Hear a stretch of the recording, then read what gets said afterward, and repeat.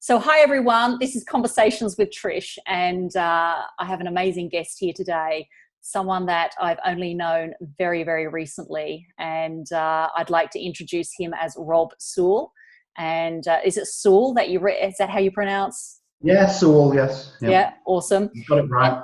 Very good. I'm not going to share too much. I won't do the big intro because I think what we'll do is we'll lead into that with your story, because you have a very powerful story. You have a powerful story before you decided or made that decision to start an online business, and you have a very powerful story after starting an online business, and only very recently as well. So I just want viewers to really sit back and have a listen, and you know, your story is very, very powerful. So Rob, welcome. And first of all, I'm just going to ask you a few questions. Where are you from? Because you come from the mother country that I was born in. So I'm very interested to know exactly where you come from in the UK. Mm-hmm. And just a little bit about your story, your background, and the reasons why you decided to start an online business. So I'll hand it over to you. Take it over, Rob. All right. Thanks, Trish. It's really nice of you to invite me here. So I'm from the north of the UK, a city called Sheffield. Excuse me, I'm starting to get a bit of a chest infection, I think, here with the change in the weather. So yeah, I was born here, and you know, from quite an early age, I had this desire to be the best that I could be at anything. It came from a conversation that I had with my grandfather when I was about 7 or 8. We were in the car. He was taking me somewhere, some football practice or music practice, something like that. I can remember we stopped at traffic lights, and I can still see it now. I can see in the mirror his eyes looking at me, and he was a man who he'd come from a very working class background, but he'd educated himself to speak 5 languages, and he was a translator for the British government. And he just looked in the mirror, and I can remember him saying to me that you can do anything that you want to do.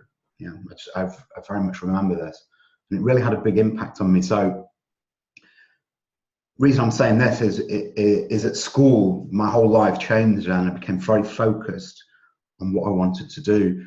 And when I was about the same time, I guess, sort of 7, 8, something like this, I can remember watching a program by David Attenborough on the TV, and you know, so this is all about nature and the world and science, and I became obsessed with science.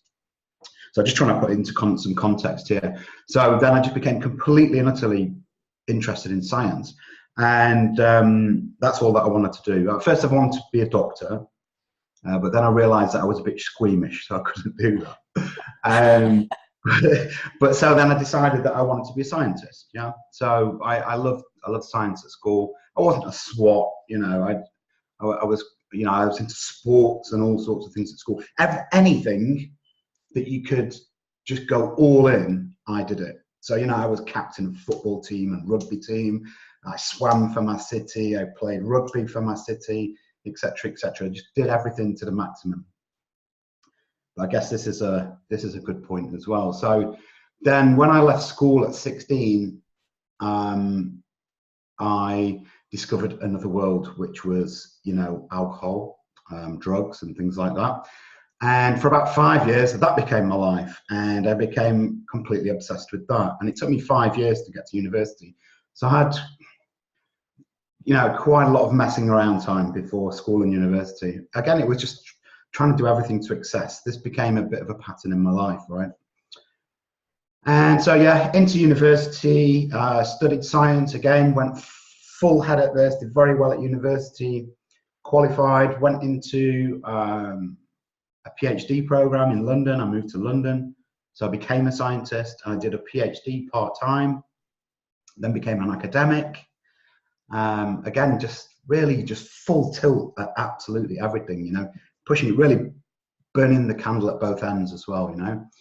And then it was about sort of this time, I did science for 10 years as a career, but I started to realize that was not what I expected it to be. So both of my parents were in the pub public service. So my father was a policeman, my mother was a nurse. And so, you know, I had a very strong sense of feeling when I was younger as well that I should be doing something of service to other people. And I thought that being a scientist was service because, excuse me, you know, because you're doing something good. I mean, I was part of a project, we were making a vaccine against breast cancer. So, you know, this was, I thought I was doing something very good for the world. But what I actually found was that people weren't really interested in that within science. It was all ego driven. And people were just interested on getting their names on paper so they could get funding. That's very much what it seemed to be like. And so I just got disillusioned with that. And at that time, I'd had with my partner, our son. And when he was about 18 months old, she became very, very ill with postnatal depression. Very, very ill indeed. And she ended up actually leaving us. So I was left alone in London. We're living in a 1-bedroom flat in a pretty rough area of London. You know, I was having to work 12 hours a day, expected to do more. I was paying so much for childcare costs, 12 hours a day. And, you know, that was just became unmanageable. And my income wasn't even as much as my outgoings, especially because of all of these childcare costs. And another time in my life when I started to use alcohol as a tool to deal with my problems, and instead of reaching out for help, you know, eventually I did reach out for a bit of help from some financial assistance from my family at that time, but it took a long time to do that. I could have gone back to Sheffield and got some family support, but in my head it was, you work hard and you do as much as you can, and that's the way you get through your life. You just put all the effort in, and you know, something will come out of it. And then one day I just woke up and I said, I can't live like this anymore. I can't do this. I've been doing that for 10 years. I just woke up and I just said, right, I'm going to sort my life out. And within 3 months, I'd got a new job. So I moved into sales and marketing within the life science industry. So I knew the customer. It used to be me, the scientist. I'd moved into a better area of London. I bought a bigger apartment, and I got engaged. So I did all this in 3 months. Again, here's Rob, do everything at the maximum. After just being really, really disillusioned, very, very unhappy for some years. And then life seemed great. And one of the main driving forces of this is I need more flexibility in my working hours. I need more money. And I want a free car so I can get out of inner city London at the weekends. And this is what I got from going into sales, yeah? And initially, I loved this. I could be more of myself, a bit more, you know, because I found it was quite rigid within science, you know, and I could be more outgoing, and I had this car and I had more money and I had more flexibility. But then I started to find that I was working even more. I had to bring lots of work home. And it was terrible. And then what I started to see was, well, if I climb the corporate ladder, if I get these promotions, that will fix my life. I'll get more money, and I'll be, you know, I'll have a higher status within the company that I'm in. That'll solve my problems, won't it? No, just makes it worse, because then you're working more. I was doing things like, so I was then into sales management, I was into market development, all sorts of roles that I had within companies. You know, sometimes I was covering Western Europe, so, you know, just all over the place, conducting my family life over Skype. And yeah, just realizing at that point that chasing these promotions that you think is going to make your life better, it makes it worse.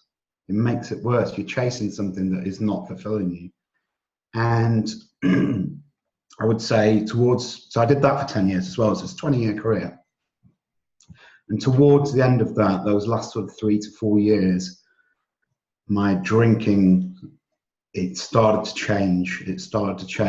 And it wasn't just, in the past, you know, 3 or 4 times in my life, I've had these periods of maybe 6 months or something where I've used alcohol to deal with a situation in my life, you know, a tough situation.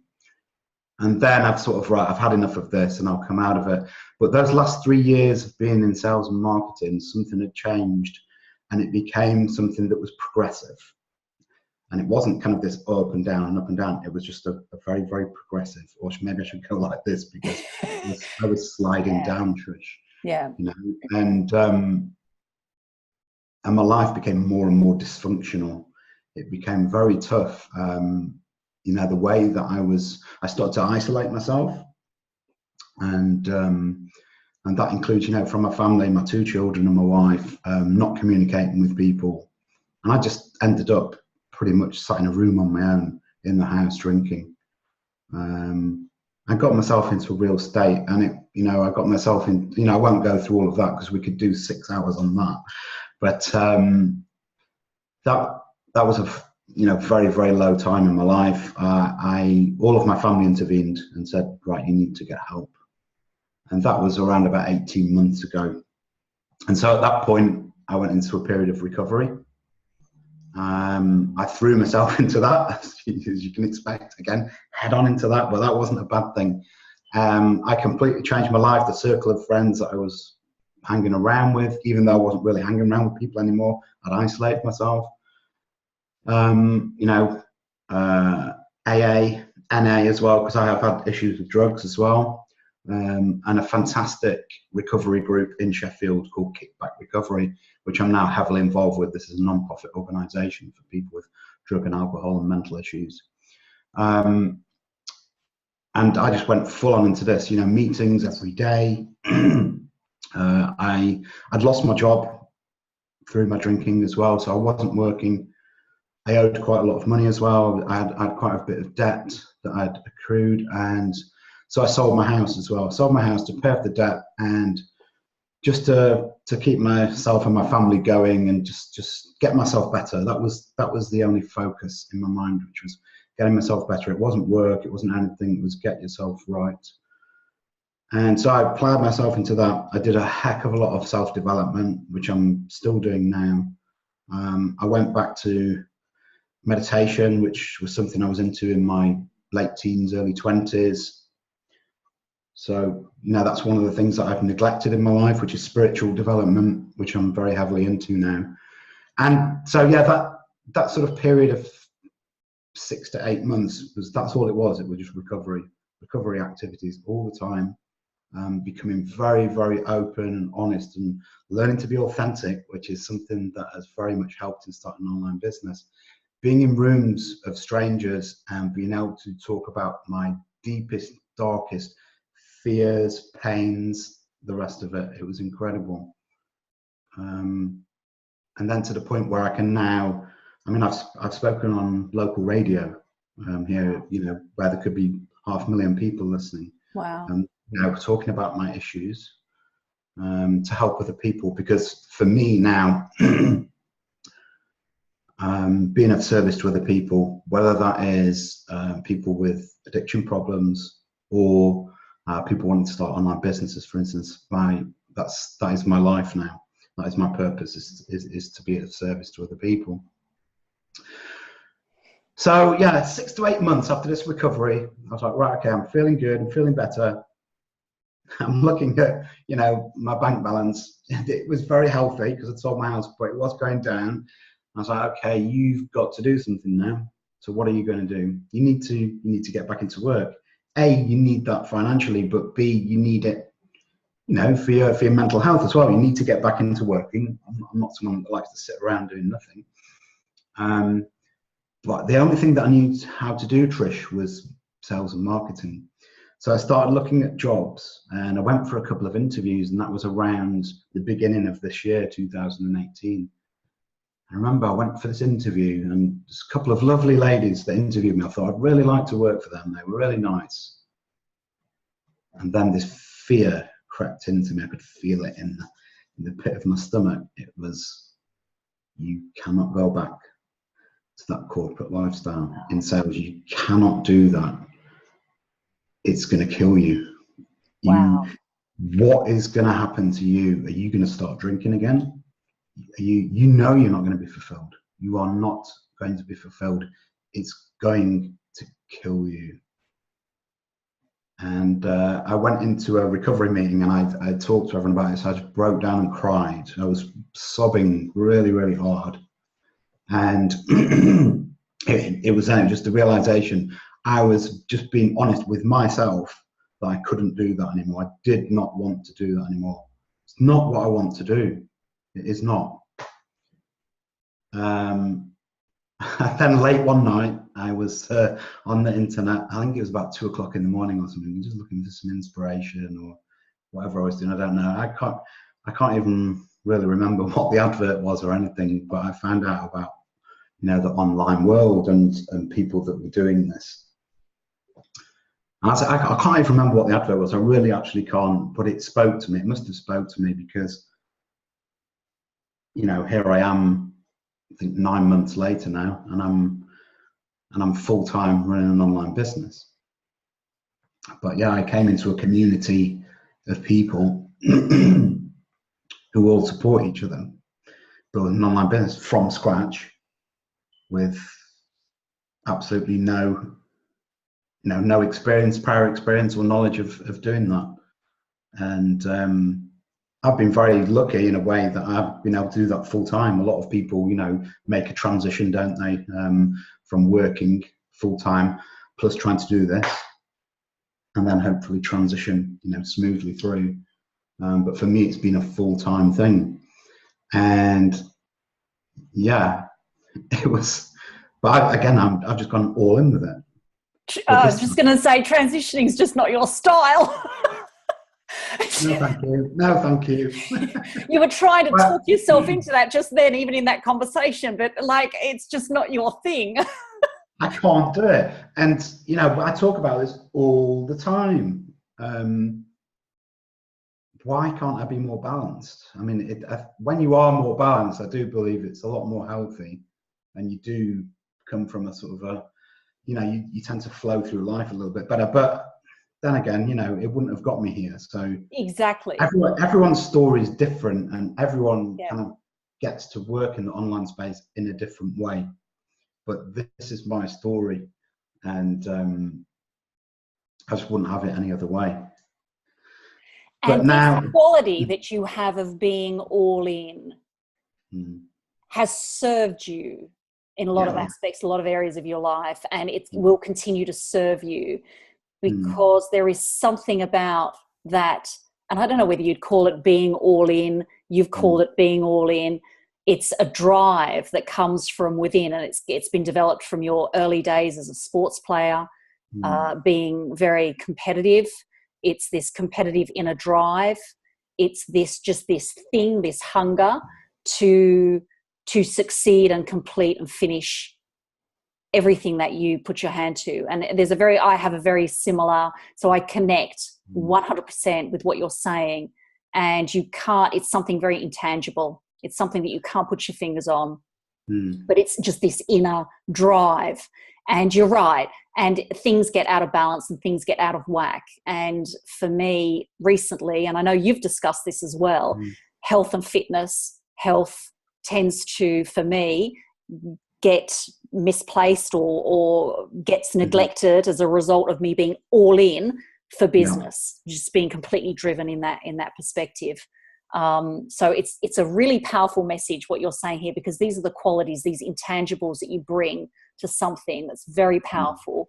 I want to take you back a little bit, back to a place that you shared here. You've got so much through your journey that, that's why I was writing these little one sort of word notes here so that I can remind myself, because it's a very powerful story.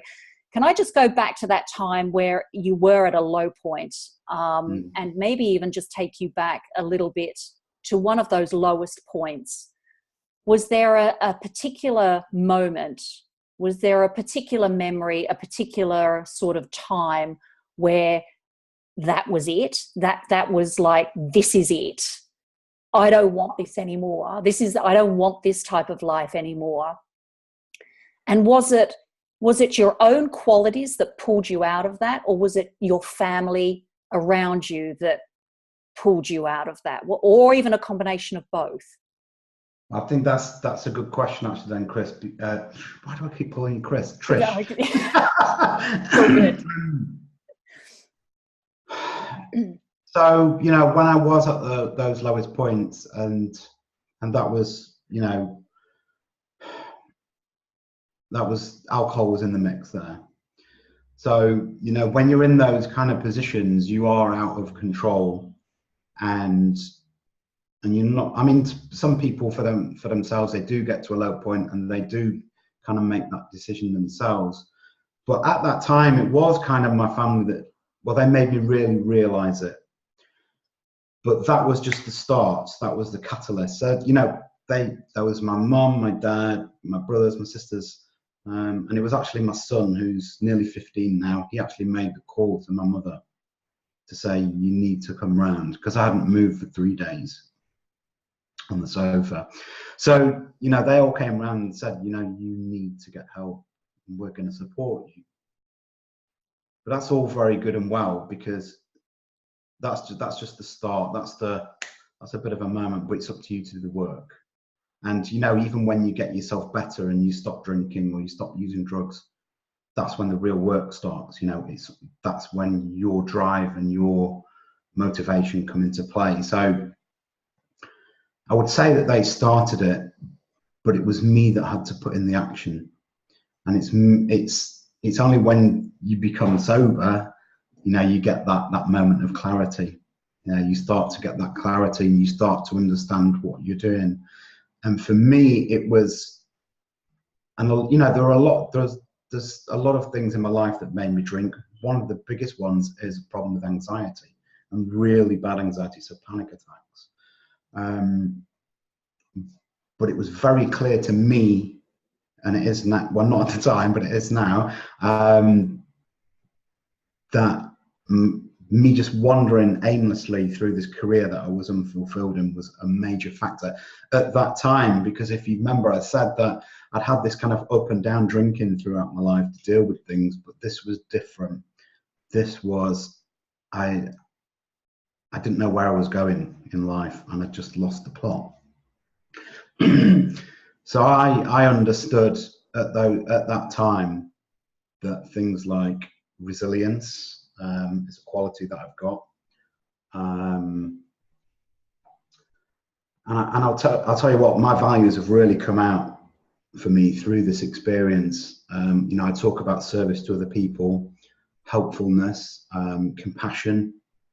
All these kind of values are very, very strong to me, and I've found this out recently. I've just been on a 3-day course regarding this, and you really find out your values when you're at your lowest point, especially if you're going against your values, your true values, which I was being selfish. I wasn't being kind to the people that I loved around me. And this is all a result of me just being unfulfilled and unhappy in life. And through my drinking, because of being unkind and being, you know, not compassionate and being selfish and things like this, I found that went against my true values. And so, yeah, that's kind of what I've learned. I've learned that very much recently, actually. And so, yeah, I really do feel that from your lowest points, you find out who you really are, and you just realize that you've got to do more. And but it's amazing how much you can. I mean, okay, I was drinking, but there's a lot of people who are just, you know, they're unhappy. They're not drinking or anything like that, but they're very unhappy, and they're probably not being very nice to their family. You know, they're probably just not a very nice person. You know, probably driving around in your car, shouting and swearing at people, not smiling at people when you meet them in the street, not saying hello to people, just generally an unhappy person. And that's just because you're not fulfilled in life. You're not fulfilled. Do you think the lack of fulfillment causes the anxiety, or is it the other way around? Like the anxiety, is that a result of being completely unfulfilled, or is there something that's sort of underlying? Is there an undertone within you that causes and creates that anxiety anyway, and then it just builds up, and then that is sort of the trigger for the unfulfillment? Or is it sort of the other way round? I mean, it was different for me because I started getting anxiety in my early 20s. Me too, actually. Me too. Yeah. Yeah. Yeah, so I mean that can and to be fair, that was a point where I had a vision, I had passion, and I had purpose in my life. I'm going to be a scientist. I'm going to find a cure for something, you know. So I wouldn't say that it was really linked to that. That was kind of separate. That kind of just fall into despair came much later, but it makes things worse. You just get in a complete cycle with everything. It's terrible. It's a terrible feeling. It is, and it's interesting how because you're bringing something up for me that actually is really triggering in me, and actually emotionally triggering in me, because I haven't even talked about it, and it's triggered a memory in my early 20s, around 2021, when I was working in the accounting field. I never had a degree at that time, but I had like a college education at that stage, not university. And we used to go drinking after work on Fridays, and we used to go to wine bars and everything. And I never forget going into these places, and it was packed with people, and then you'd have people from work. And I suffered from so much anxiety. I just didn't even want to be in there. And yet I was young and outgoing on the outside, it appeared, but yet I suffered from these anxious moments of when you had to socialize and be in front of people, and to a point where I couldn't even drink a drink standing around with people without shaking or being nervous. Right. And people would never know that, because you bury it or you hide it, or you have ways of disguising it. You have ways of, this is the first time I've even spoken about this. This is quite interesting, actually, as we speak. Anxiety, and then as a result of that, you just wonder what other things come from that. Like, was that the beginning of something, this anxiety? Because as an accountant, I never felt confident. I never felt comfortable, yet I was popular and fun at work and likable and all of those factors. But in my role, I was never really, really confident. And so I just wonder, whether this anxiety, it can trigger so much more and it sounds like with you, there was this underlying anxiety that potentially could have triggered so much more going down. I mean, so many people will relate to what you just said, because I do as well. I can remember being, even at school, I was always kind of the joker and playing around, because I needed to kind of get laughs, I think, to make myself feel acceptable socially. And I was a very popular kid, and I've always had lots of friends, and I'm quite outgoing, but always felt not particularly confident. And I would probably drink quite a lot when I went out with people to get that confidence. Because I wasn't confident, not very good at small talk. Me neither. but look at us now. I know. Look at us now. And but again, it comes back to this point of being authentic and being yourself. Yeah. I mean, we all know all of these things. If you're a professional person as well, and you've had all of these careers, and you know so much about things, but how much do you really know about yourself? True. What triggers you, and what are your values? I don't know any of these things until quite recently.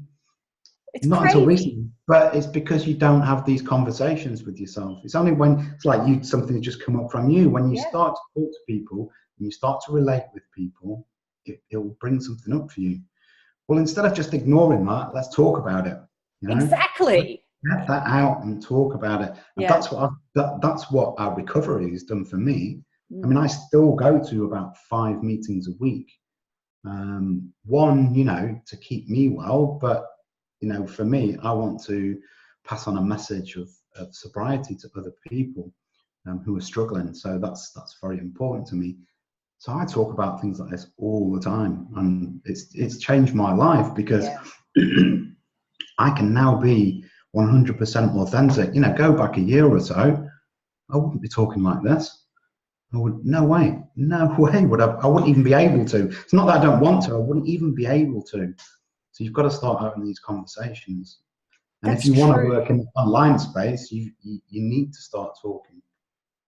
It's true. And because I think that I wouldn't be able to have the conversations that I'm having today without the journey and without what that journey's included and all the experiences and it's the low points, it's the pain points, it's the low points, it's those points where you become completely depressed and unsure about yourself. And it's you pulling yourself out of those pain points that then has the quality. It takes you up a level. It takes you up a notch, doesn't it? Mentally, physically, going to those low points, pulling yourself out, going again, low point, pulling yourself back out, going again, and it's just life. It just evolves. What I was saying is that, you know, about these low points, a lot of us will try, when we have these low points, we just try and force them to the back of our mind. I don't want to go there again. I don't want to think about anything to do with that again. Let's just forget that and plow on. It's true. Well, that doesn't work, because it will come back and bite you in your ass, because they're still there.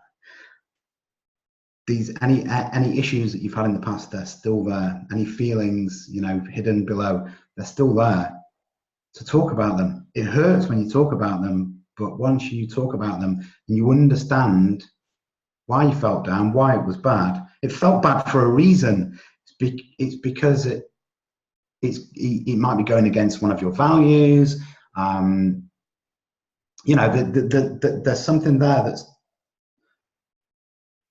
it's not right for you. You know, it's not congruent with what you want in your life. So talk about it, find out what it is that's triggering you, and then you can move on. You've got to learn from things. Sometimes we don't learn from things; we just try and bury them and get rid of them. That's a brilliant share. And I think that would be brilliant for anyone listening to this, and a way of doing that. Even if in those early stages, would you say to people to write stuff down? If you're in that space of, I'm not ready, I don't want to talk about that, or a space of writing stuff down would be really valuable to get Absolutely. It from here or your gut to sort of like come out, because when you bury stuff, you bury it deep. And so, Absolutely, get it out, and you can write very freely, and you'll find that things will just come out. Then maybe you could talk to someone, you know, a loved one or a very close friend about something. Hey, I want to talk about this. You know, this has come up for me. I mean, maybe you don't want to go on the internet like we're doing, but that's fine for me now. You know, I'm good with that. I want to do that because I want to be at service to other people. And if anyone's listening to this and it sparks something in them, and that's job done for me this morning. Absolutely. Exactly. You know? That's what I'm here for. That's what I'm here for, to help people, whatever shape or form. But yeah, I think to get things out, you know, journaling is a good thing. That's something that I've started doing now. And I don't do it every day. I wish that I would, and maybe I need to start doing that. That's a really good thing to do. Just to you know, write down how you're reacting to things throughout the day. Something comes up, you know, it makes you angry. Okay, it made me angry. Most of us all just go, well, that's made me angry. That person's made me angry. Well, they haven't. Something's happened and you've made yourself angry. Yeah, that's brilliant. Why are you angry? What is it that's triggering you and making you angry? That's brilliant. That's awesome. Just things like that. Just starting to think a little bit more about what's making you feel certain ways. It's interesting too, because in Charlotte, I spoke on the value is in your journey, and it's very evident and clear with your journey, the value that you're going to be providing, that you've already provided but will be providing in the future as a result of now being leveraged, having the internet, having an online business, the ability to serve others. It's totally in alignment with your values. What would your top sort of, I don't know, 2 or 3 values be? Have you sort of had time to sort of think it? I think you have. Yeah, so workshop. As I said before, Trish, so recently I went on a 3-day workshop, which is all about, it's called a brand incubator. So, you know, you think about brand and you think logos and things like this, but what really is a brand? It's all about what is the value of that product. Well, if you've got an online business and your face is the product, then it's all about what are your values. So this is what we were going through, and it's not finished yet because I've got some coaching calls around this. But we're gonna work out what are my top 10 values, and then get an actual life purpose statement from that, so I can actually live from that statement. Awesome. So I haven't got this list yet, but I think that from what you can, get from some of the words that I've been saying on this call so far, there are things like compassion, maybe helpfulness, service to others is going to be in there. This is what it's all about for me. A big one, actually, Trish, is honesty. Yes. And the reason for that is, again, because of my situation, a lot of my values I've found out are not things that have happened and then I've reacted to it. I've almost caused these things myself through my drinking times, and I've been extremely dishonest. And then what happens, when you're drinking or using drugs, you do things that are against your moral compass. And then that makes you feel worse. And then you drink more and it goes round and round like this. And you get all this self-pity and loathing and things like that. And I found that honesty is a huge value of mine. And that's because I had been very selfish and dishonest in the past. So that's a big one that's come up for me. I would say that's going to be in my top 5. And that's great now, because I want to be honest. I want people listening here, to see that you can be honest and you can be open. Yeah. And that's good for you. Yeah, it's brilliant. It's brilliant. It is a good thing, because it even revealed stuff from me, from my past, just by listening to your honesty and authenticity. And what that does is it makes people feel safe and really comfortable. Being authentic and being real and being honest allows other people that you're dealing with to be the same, and they feel comfortable sharing. It's very valuable. It's an incredibly valuable quality to have, to make others feel very comfortable in a space. So it's awesome. This has come about from talking to people like you, Trish, and other people that we know within the online community. We talk about this all the time, don't we? Yeah, absolutely. Calls and masterminds with each other, and we're just asked to come out and be open and be frank. Talk about what's scaring you at the moment, what are your fears, what are your roadblocks. That's a great segue, because I was snooping around your Facebook and it said, I know, this is your quote, so you can take recognition for this quote. You can't fail when you surround yourself with the right people. Yes. So, and you've mentioned this as well throughout this whole thread of conversation. And so community must be up there. Community. Oh, absolutely. Yes. Yep, absolutely. So I know that the picture that you're talking about, so it's me and a guy called Mick Hartley. We're in a boxing gym. That's it. And so Mick is an ex-cocaine addict. He was very, very ill, very close to death. And he started up this non-profit organization called Kickback Recovery, which I'm now part of. And he's almost like the Pied Piper in Sheffield for recovery. People follow him. He is a real leader. Awesome. And that comes from honesty. He taught me how to be honest. Wow. He taught me how to be honest by some of the sharing that he did within his groups.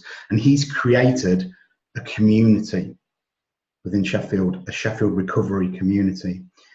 So he started off, with Narcotics Anonymous and Alcoholics Anonymous, the 12-step fellowships like that. Then he created his own community.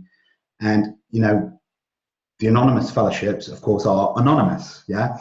You are not supposed to promote those in any way through media or anything like that. Well, Mick he thought, well, this is the 21st century. We've got Facebook and things like that. So it's all out on there on Facebook. So anything that we do is out there on Facebook.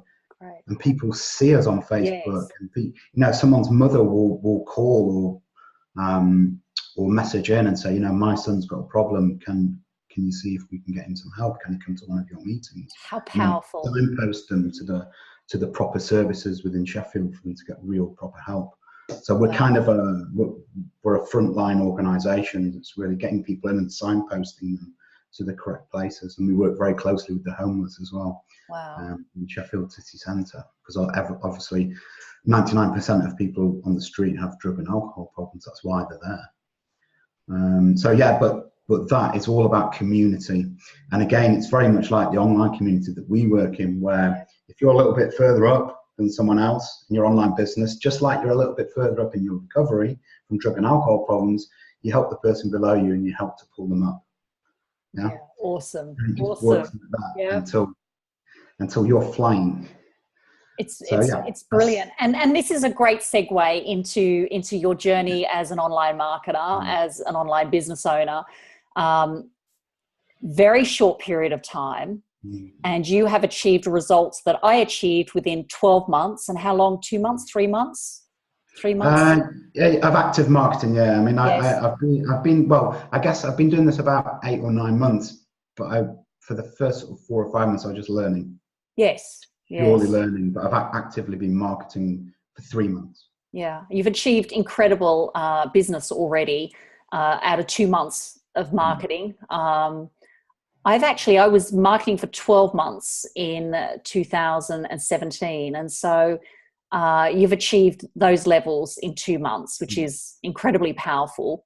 Again, you're all in with respect, exactly, with your investment of time, resources, money. Yeah. You're completely all in. That's really evident. We've had conversations prior to this. What's your tip to someone that is considering this route of starting an online business? What would your tip be to them for someone new, coming in, or someone new wanting to start their online business? Out of your learning for the past 2 months, you've done exceptionally well. What sort of advice would you give to someone coming through this process, wanting to start? For me, it's got to be, well, you can't do it on your own for a start. You cannot do it on your own.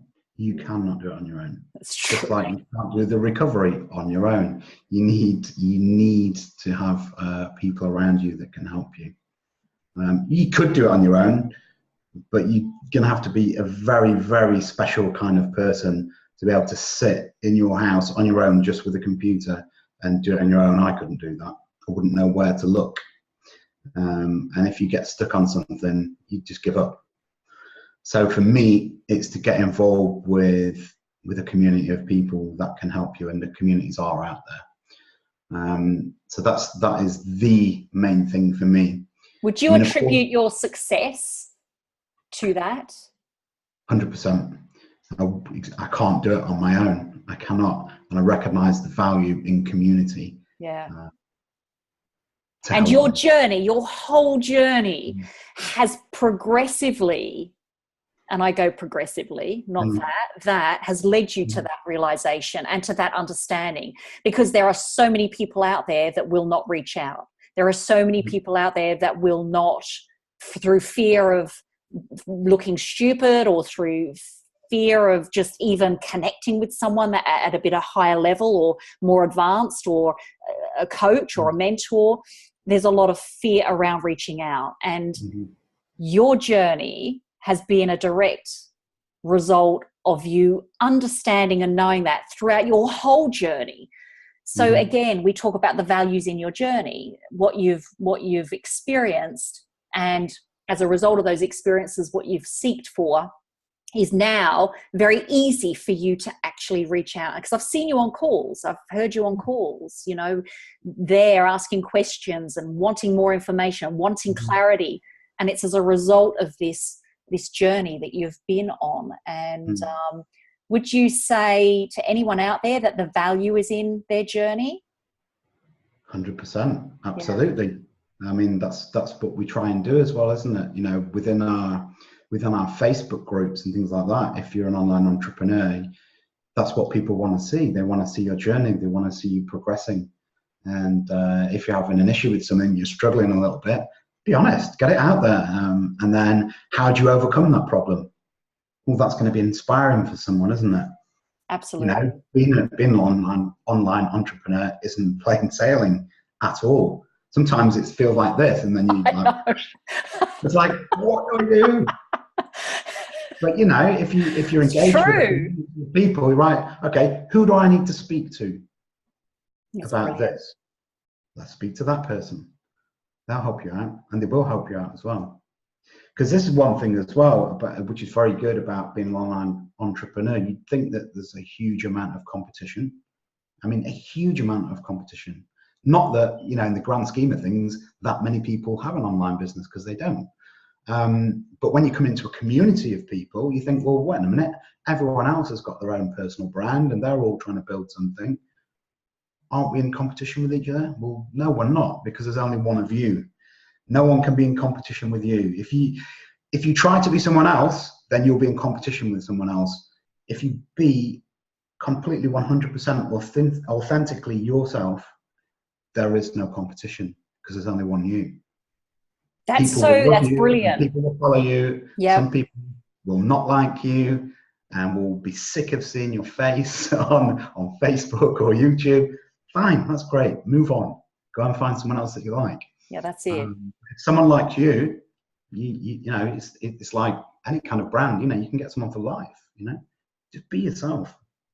So this is a good question too, because you're building a business, an online business that's attracting members. You have members within your online business now. Are you noticing some parallels or some similarities with the people that are coming into your business as members to you, similarities to you, either in qualities or some background story, or are you noticing that at all? Yeah, I am. People are really, they're wanting to improve themselves. That's something that I'm noticing. They're actively seeking out personal and spiritual development. And that's coming out in my messaging. Yes. As I speak to people. What's been very nice when I've spoken to some of my members is one person said something very nice, which was when they saw my advertisement and they clicked on it, they said there was a congruency between my body language, my facial features, and what I was saying. Wow. And I felt that was very powerful, because the particular ad that they were talking about was the first one that I ever shot. And I looked into the camera and I imagined speaking to myself 10 years ago. That's amazing. And you couldn't get any more authentic than that. And it's the only ad that I've ever managed to shoot in one take. Yeah, that's amazing. That's amazing. Yeah, that's powerful. People are really looking to develop themselves. That's the main thing for me. This journey actually, and this is what's triggered in me too, is not complicated, really. Yes, you've got technical issues, or not technical parts that you have to learn. But when you break it down, when you can be very real and authentic and you can just share your story and you're coming from a place of service and you're providing value to people, they will follow you to the ends of the earth, because you're providing something that is not out there a lot in the big wide world. Mm-hmm. And so when it comes to marketing, this is not difficult, really. Mm-hmm. People go online business, how do you do internet, digital skills, and freak out. But at the end of the day, if you can be real and authentic and deliver that message and provide value to people, people will follow, and people will pay for the service that you have to provide them. It's as simple as that, really, isn't it? Right? Really, when you break it down, that easy. What you can earn a living being yourself. Exactly. Wow. Why didn't anyone tell us this 30 years ago?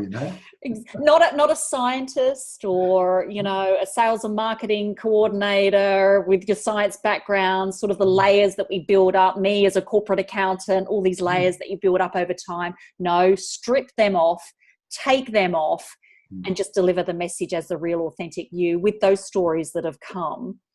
And people see value in that, because it's all about meeting people where they're at right now. And some people don't even know that there is the potential to earn income online. People don't even know that opportunity is out there.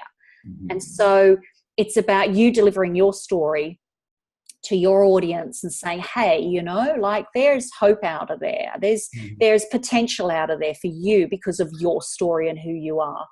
And I love that. I love that concept. It's so freaking real, isn't it? It is. We all look at those people on the internet, like, I don't know, a Tony Robbins, or maybe someone more spiritual, Sadhguru, or, some yogi or something like that. We're all looking at those sort of things, aren't we? We're all looking to develop ourselves. But those people are way up here, they're in the stratosphere, they're at the top of their game. Yeah.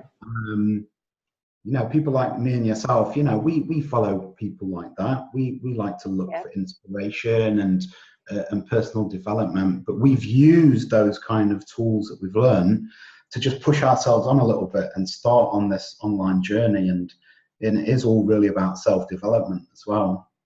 I think that we're the people that people can really look at, because we just moved on that little bit. We've got out of that corporate rat race and the things that were unfulfilling us. We've used some of these tools and this inspiration. We've acted on it. Yeah. So we're really at that point where people can actually really relate to us, whereas you can't really relate to a Tony Robbins, but we can relate to people like us, because we're just one little step ahead. That's what we are. That's what a leader is, right? Exactly. Just a little step ahead. That's showing the way, sort of paving that way for people. Yeah, it's awesome. So I have a question for you regarding personal development and self-development. There is a book generally that changes people's lives, or it's so impactful that you actually change the course or direction of your life. Is there one particular book that really stands out to you in your journey that you would recommend to others to read as a result of the impact that it's made on you? Yeah, so when you ask questions like this, people will probably come out with things like the 4-Hour Work Week and Rich Dad, Poor Dad, and all these sort of things, which I've read and are great. I would say one of the most impactful books that I have read is something called The Conscious Parent. I can't remember who wrote it, but it's called The Conscious Parent. Now, obviously, this is about parenting, but it has a huge impact. And I know I've got people to read it who aren't parents, and they love it because it's all about being mindful. But I was particularly interested in reading this to really make stronger connections and a deeper understanding of relationships with my children, especially my son, who's nearly 15. So, he's in the middle of the start of the teenage years, and he's certainly changed quite a lot recently. But one thing that I've learned, I can remember reading the first chapter and just crying. I was on a plane as well. I was just crying on the plane because I was, wow. And it's this kind of idea that, it's not an idea, it's real, it's true, but the way that we control our children, and this doesn't have to be children, this can be other people in your life, or just reality or life in general. You try and control it, don't you? You think you're under control of it, but you're not. And the way that you try and control children and mold them into who you want them to be is so wrong, it's unbelievable. And I've spent all of my kids' life trying to do that. You should do this, you should be more like me, you should be more academic, you shouldn't be interested in that, etc., etc. Understanding that you have in a child, in your child, they're just they're a spirit with endless possibility, and your job is to guide them to find out who they authentically want to be. And also, your child is leading you to be the best person that you can be as well. Wow. So, and that was the biggest thing for me. I was like, wow, my child, so my son, the one that I have shouted at and screamed at and said, you're not going to amount to anything if you don't book up your ideas and so on. Whatever he does, whatever he says, can help me be the best person that I can be by reacting in the right way at that time. Yep. That's very powerful. To help me, And so, you know, this is very powerful as a parent, but it's a very good book, even if you're not a parent, Yeah. because it's teaching you how to react, think, be in the moment and react at certain situations. And that's really helped me in the online business as well, where, you know, I've had a day where I've just thought, wow, I'm really struggling with a certain issue at the moment. I don't know what to do. Okay, I'm going to reach out and help people, but how do you feel about this? What's bothering you at the moment? What is it that's bothering you? Why are you reacting like this? And I'm making sure that I talk about that as well. Not just the problem, but how I'm reacting to it, how I'm feeling about it. What is the fear that's within me?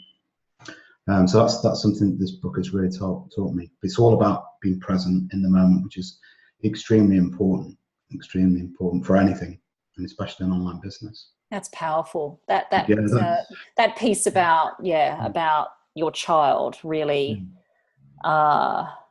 being that person to help create what you want to be, or to lead you is really, really powerful, because I know my daughter has been that example for me. So that's awesome. I love that.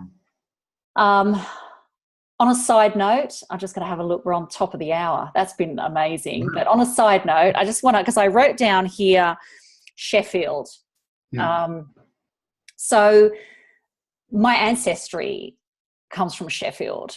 Wow, really? Yeah. So my mum and dad, well, my mum is very much into ancestry.com and does a lot of research around everything. And I know they go back to the UK every year. Sheffield was one of the places that they visited. Now, is it known for cutlass, as in silver? Yeah, well, steel especially. I mean, it's one of the... Yeah, it wouldn't be silver. It was... the Industrial Revolution. Yep. Because my dad's side, they have even a crest or a seal they were cutlers. Yeah.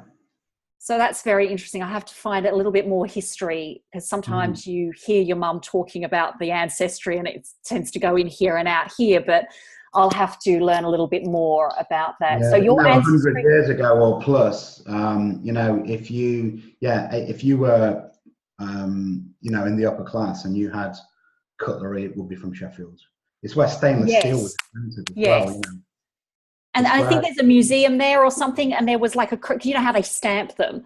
There is a crest. I'll have to get that and send that through to you out of interest. My dad's Welsh, so it's very working class area, and some of them ended up in Sheffield. So that's very interesting. So I'll find a little bit more about that too. So that was interesting to know that, Rob.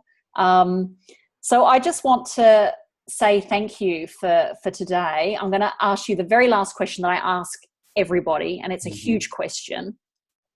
People go, okay, not prepared for that one, but I'll ask it anyway. Where do you see yourself and or your business in the next 5 years? This is like an interview, Trish. But it's the question that everyone hates at interviews, isn't it? So, I mean, 5 years, 10 years, 3 years, these are all they're just arbitrary numbers, aren't they, really? But for me, so at the moment, I'm building an online affiliate business, but I am very committed. Okay, let me rephrase that. I'm 100% committed to building an online coaching business. Awesome. So exactly the niche that will be, I'm not sure yet, but I know within the community that I work in that there's actually a new mastermind group being built around people wanting to build an online coaching business. So I'm going to be involved in that, and that's where I'm heading. That's where I'm heading. Awesome. So that's absolutely where I'm heading in 5 years. I mean, 5 years is too long. Yes. A lot can happen in 5 years. That will be running in a year's time. Yeah, that's awesome. So in 5 years, it will be an extremely successful online coaching business. Yeah, awesome. That's cool. And before you even said that, my closing words to you was going to be about you being an amazing coach, because of what you bring and what you have experienced throughout your journey. And everything that you've shared here is so incredibly powerful, and people listening to this is going to get a lot of, so many golden nuggets out of what you've shared. It's very powerful. So I just want to say thank you for the honor of you coming here and sharing your story. It's humbling. I connected with your story from the first time that I met you and heard of you on those calls that we were on. And I just want to say thanks for coming and sharing that with me, and for me to be able to get to know you a lot more, even down to our ancestry. I have to find out a little bit more about that, Rob. Yeah, you're welcome. Thanks, Trish. Just thanks for allowing me to be in a space where I can just be myself.